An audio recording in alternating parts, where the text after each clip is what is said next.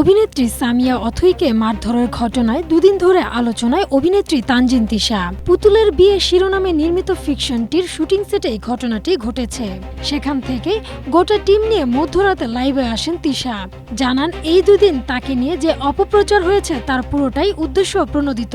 লাইভে তিশা বলেন, আপনি যদি একটি দুটি থাপ্পড়ে বেশি ব্যথা পেতেন তাহলে আমাদের সংগঠন আছে সেখানে জানাতে পারতেন। তা না করে তিনি গোটা বিশ্বকে জানানোর জন্য লাইভে চলে আসেন।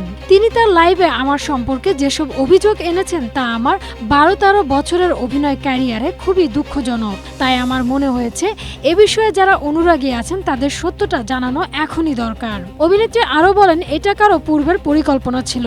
তা না হলে তিনি আমার সঙ্গে আরও একজন অভিনেতার নাম নিয়েছেন যাকে নিয়ে আমি কোনো কথা বলতে চাই না। তবে আমি এটুকু বলছি, তার বিরুদ্ধে আমি আইনি পদক্ষেপ নেব, কারণ তিনি আমার সম্মানহানি করেছেন।